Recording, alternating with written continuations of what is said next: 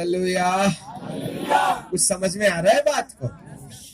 Bible का प्रभु कहता है आप डॉक्टर बनने पैदा नहीं हुए, इंजीनियर बनने पैदा नहीं हुए, करोड़पति बनने पैदा नहीं हुए, 5 मंजिले का बंगला बनाने पैदा नहीं हुए, मर्सिडीज कार बनाने खरीदने पैदा नहीं हुए। हमारे पैदा होने का सबसे मुख्य कारण यह है कि परमेश्वर के प्रेम की वह शक्ति और परमेश्वर के द्वारा दी गई पवित्रता और उसके बाद में निर्दोषिता जो परमेश्वर के पुत्र के समान है, ये धन इकट्ठा करने के लिए प्रभु ने हमको जन्माया है।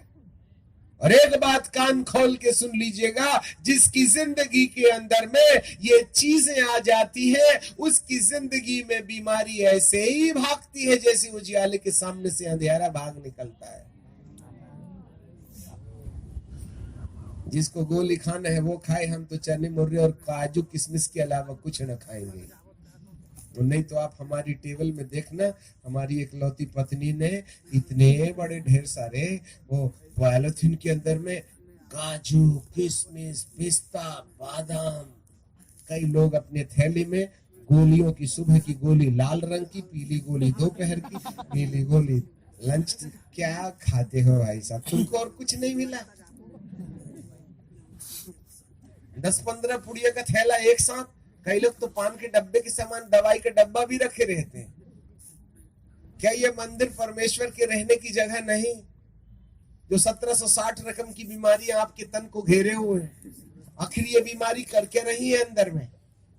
सावधान। बाइबल का प्रभु कहता है हम परमेश्वर की बुलाहट से दूर हो गए। अभागा है वह इंसान, अभागा है वह इंसान जो इस ही जीवन की चिंता में परमेश्वर की याद करता है।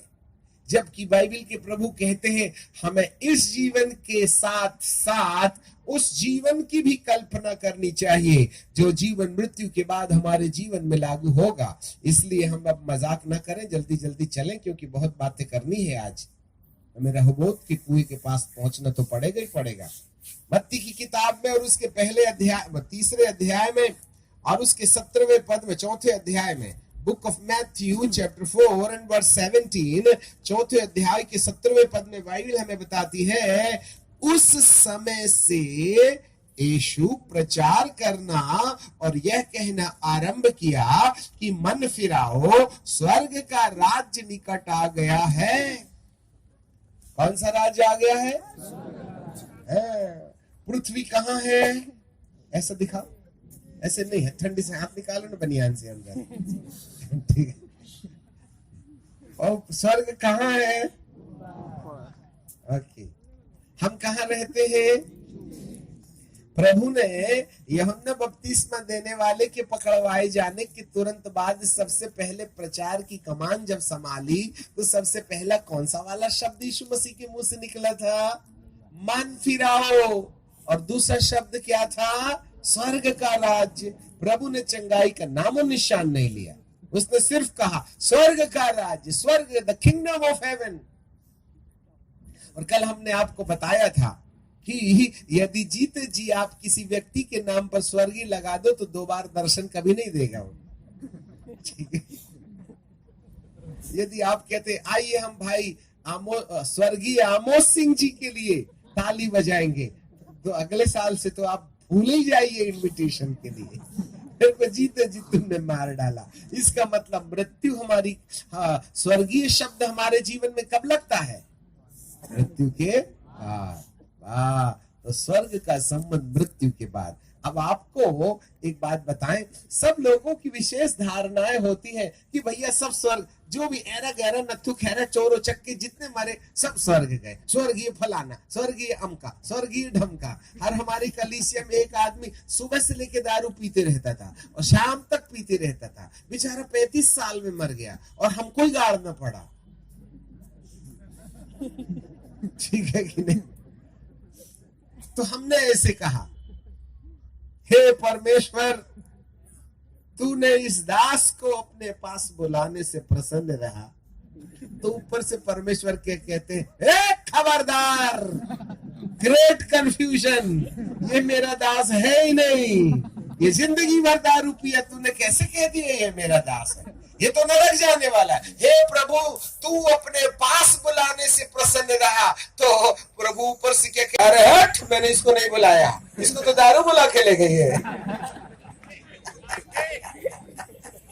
हालेलुया है। अब क्या करिएगा सर, मजबूरी है, बोलना पड़ता है ना। परिवार बेचारा हर बार जो नहीं 100 रुपया देता है, तो भले ही हमारी प्रार्थना झूठ झाट परमेश्वर तक ना पहुंचे, बोलना तो पड़ता ही है। हे प्रभु, तू इसको बुला ले, और सुन तो, यदि पीपल के पेड़ और इमली के पेड़ में होगी तो उसका ट्रांसफर कर, ऊपर ही ऊपर ले जा।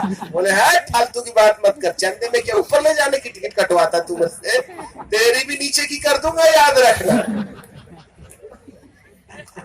इसलिए गुरुदेव, वो झूठी प्रार्थना मत करो, भले परिवार के लोग नाराज हो जाएं। नहीं तो पता चला जो जहां जाने वाला तो वहां चला गया, झूठ बोल बोल के तुमने ऊपर की टिकट को कैंसिल करवा के नीचे कंफर्म करवा दिया। Do not tell lie. हुई आत्मा के लिए प्रार्थना मत करो, वो तो गई, तुम्हारे कहने से नीचे से कोई ऊपर नहीं चली जाएगी, और ऊपर वाला बेवकूफ है, तुम्हारी प्रार्थना सुन के नीचे वाले को ऊपर ले लेगा। हालेलुया। जाग रहे हैं? कुछ मजा आ रहा है? कुछ समझ में आ रहा है? समझ लेना रे बाबा। प्रभु जी का वचन कहता है, स्वर्ग का जो जीवन है, इसी के लिए प्रभु ने पहला संदेश दिया, the kingdom of heaven is at hand, and then repent and come back to the Lord.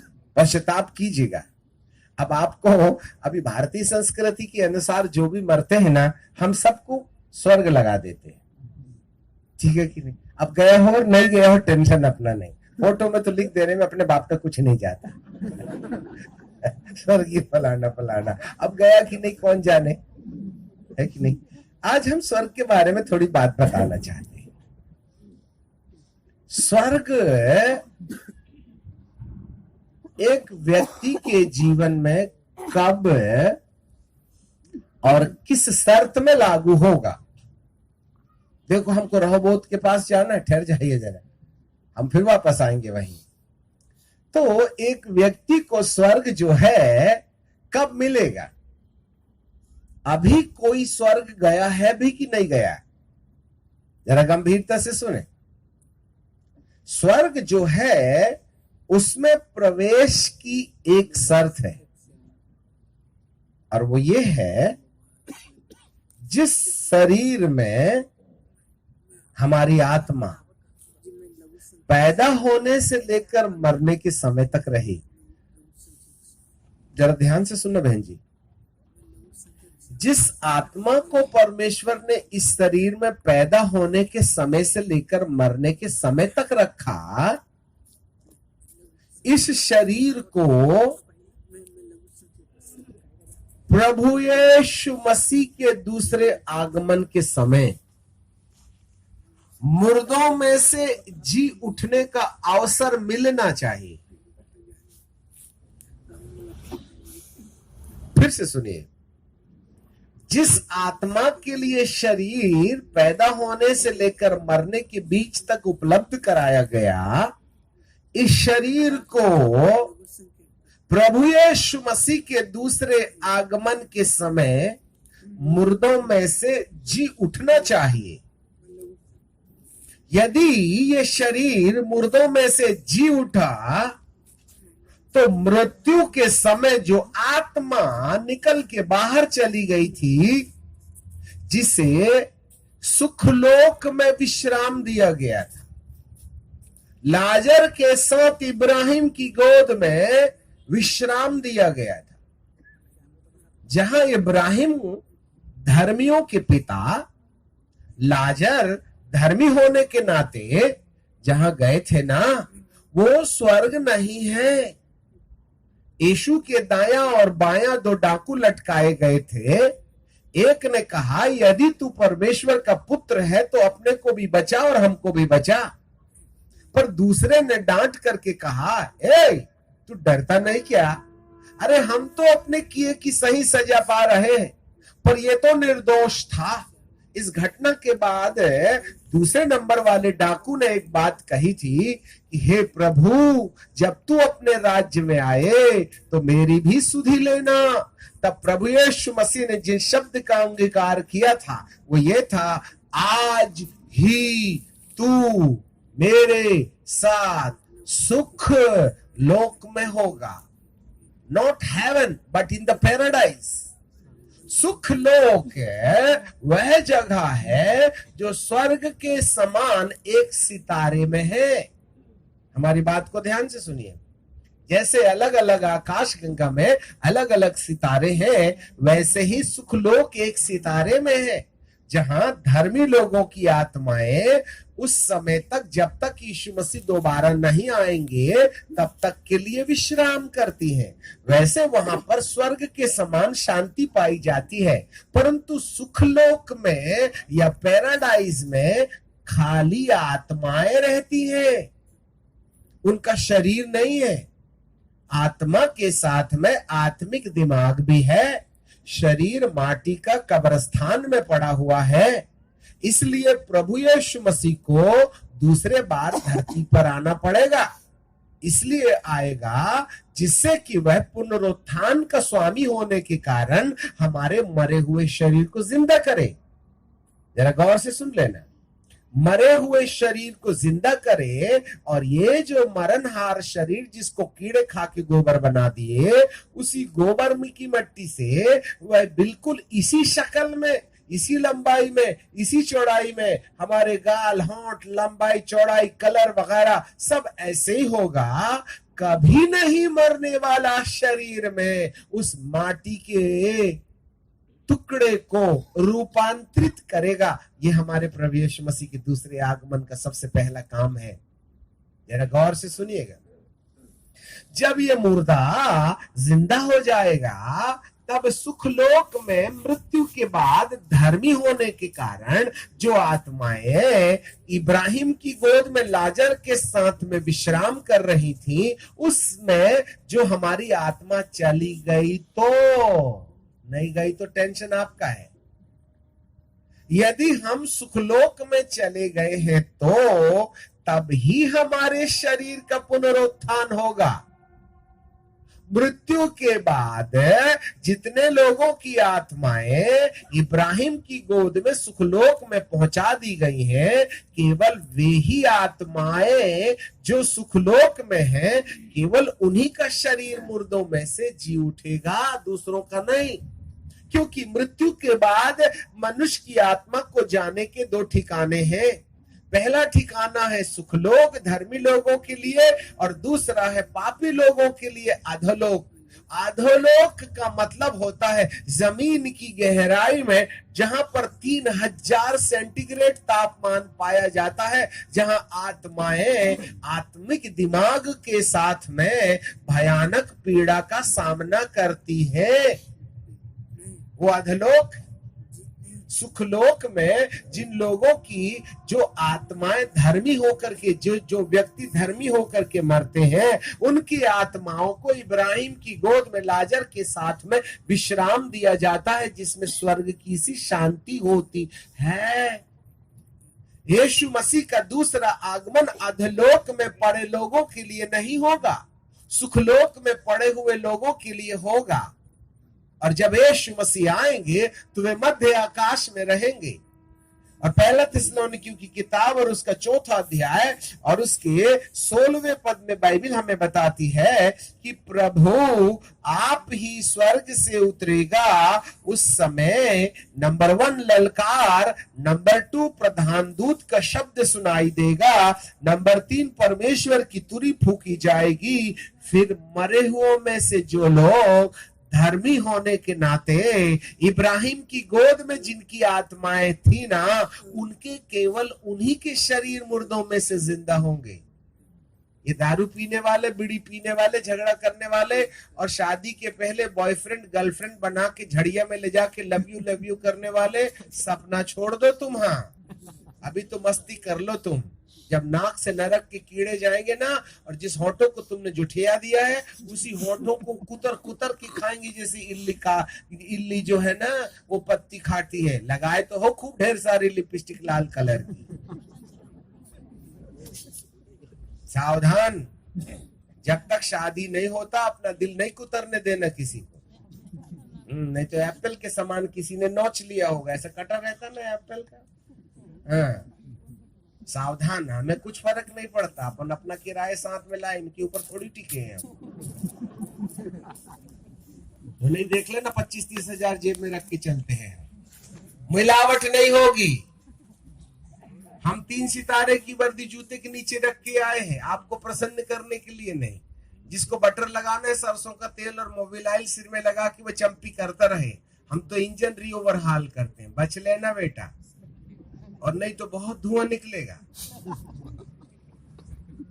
Hallelujah, जाग रहे हैं आप?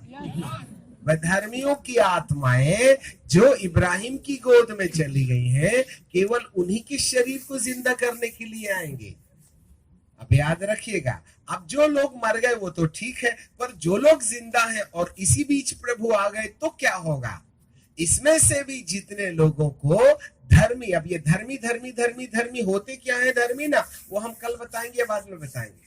पर इतना तो याद रखना है, हर कोई नहीं, वरन जिसने परमेश्वर की इन 3 चाबियों को, 3 दांते वाली चाबी को अपने लिए इकट्ठा किया है। आपको मालूम है प्रभु ने हमको जगत की उत्पत्ति से पहले कौन बात के लिए चुनाव किया है? नंबर 1, परमेश्वर के प्रति प्रेम में, बोलो परमेश्वर के प्रति ईश्वरीय प्रेम से, पवित्रता से और शुद्धता से अपने जीवन को तैयार किया है, तो यीशु के दूसरे आगमन में जीवित दशा में मरणहार शरीर को कभी नहीं मरने वाले शरीर में रूपांतरित कर देगा, महिमा की देह में रूपांतरित कर देगा। बस अब यहां पर इस देह का रूपांतर हो गया। इस देह में आत्मा भी है और इस देह में प्राण भी है। याद रखना, जब तक देह महिमावान ना हो जाए और वही आत्मा जो पैदा होने के वक्त हमारे शरीर में आई थी और वही प्राण जो मरने के समय तक सोच और विचार करते रहा है, जब तक तीनों नहीं एक साथ परमेश्वर के लायक नहीं बनेंगे, तब तक स्वर्ग में प्रवेश निषेध है। There is a condition behind, याद रखिएगा। आप स्वर्ग में केवल आत्मा में नहीं जा सकते, आपको इसी शरीर को पहनना पड़ेगा। और ये वाला शरीर मर गए तो जिंदा होना है और जिंदे हो तो बदलना है। यदि मरा हुआ शरीर जिंदा नहीं हुआ और यीशु के दूसरे आगमन में हम मुर्दों में से जी नहीं उठे, तो वो आत्मा जो इब्राहिम की गोद में है वो आएगी कैसे अंदर? यही होगा जो अदन के बगीचे में आदम के माटी के पुतले के साथ में जीवन के श्वास के फूकने की प्रक्रिया हुई थी, वही कुछ होगा यीशु के दूसरे आगमन में। जैसे आदम को मट्टी से बनाया और मट्टी के पुतले को रख दिया, फिर अपनी ही आत्मा में से आत्मा निकाल के स्वरूप बनाया, अपनी ही बुद्धि में से बुद्धि निकाल के समानता बनाई और फूंक करके पवित्र आत्मा की सहायता से जीवन को और श्वास को पवित्र आत्मा की सहायता से जब मट्टी के पुतले के अंदर में डाला तो आदम जीवित प्राणी बन गया। और जब वो आदम जीवित प्राणी बना था ना, तो वो नंगा था पर लजाता नहीं था, क्योंकि वो ऐसे वाले शरीर में नहीं था जिसमें आपको पैजामा कुर्ता लगता है। वो महिमा की देह में था। He was in the glorious form। World की एक भी थियोलॉजी की किताब में आपको ये नहीं मिलेगा। पर सुना प्रकाशन की बात है, आदम बाबा इस शरीर में नहीं थे कि जो बुढ़ा हो जाता, इस शरीर में नहीं थे कि उसके शरीर को बुढ़ापा आ जाता, परंतु वो महिमा के शरीर में था। और वो महिमा के शरीर के कारण से वह नंगा रहने के बावजूद भी नंगा महसूस नहीं करता था, क्योंकि उसकी देह के चारों तरफ उजियाला ही उजियाला रहता था। वो तो फल खाने के बाद में महिमा की देह खत्म हो गई और मरणहार शरीर हो गया, और उस समय से लेकर उम्र बुढ़ापे की तरफ जाने लगी। नहीं तो 100 साल तक उसने फल नहीं खाया तो अभी वह 30 साल का था। यदि 1000 साल तक फल नहीं खाया तो वह 30 साल का था। यदि 1 करोड़ साल तक वो फल नहीं खाता तो वह 30 ही साल का होता। उम्र तो फल खाने के बाद बढ़ना शुरू हो गई। उसी को कहते हैं मृत्यु।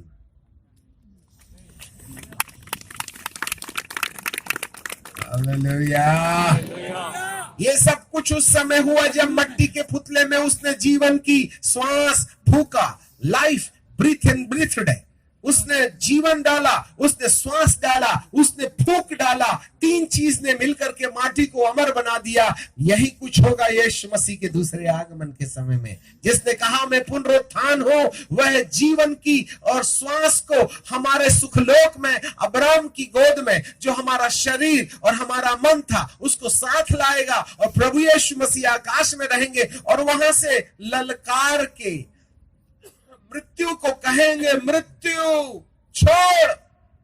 पवित्र आत्मा सुखलोक से आत्मा को लाएगा और हमारे माटी के पुतले के अंदर डालेगा। आपको मालूम है ये सड़ने और गलने वाला शरीर अरबों और खरबों साल तक कभी भी बूढ़ा नहीं होने वाले शरीर में 1 सेकंड में बदल जाएगा। तब जाके आपकी कंफर्म हुई टिकट मान के रखना ऊपर की, नहीं तो ई टिकट है वेटिंग लिस्ट। आपको जितना पीएचडी करना है सब वेटिंग लिस्ट वाले हैं। मेरा भी वेटिंग लिस्ट है। वो तो कंफर्म उस समय हो जाएगा। उसको और मुझको यदि मेरा मुर्दा जिंदा हो गया तो जिंदे होने के बाद ही समझ में आ गया, अरे बाबा कंफर्म ऊपर जाने का। भाई आप ही बताइए, मान लो यीशु के दूसरे आगमन में आपका मेरा मुर्दा जिंदा नहीं हुआ तो हमारा भविष्य क्या है? आप रात भर सोचना और कल शाम को जरूर आना। मान लीजिए यीशु के आने के टाइम पर आपका मुर्दा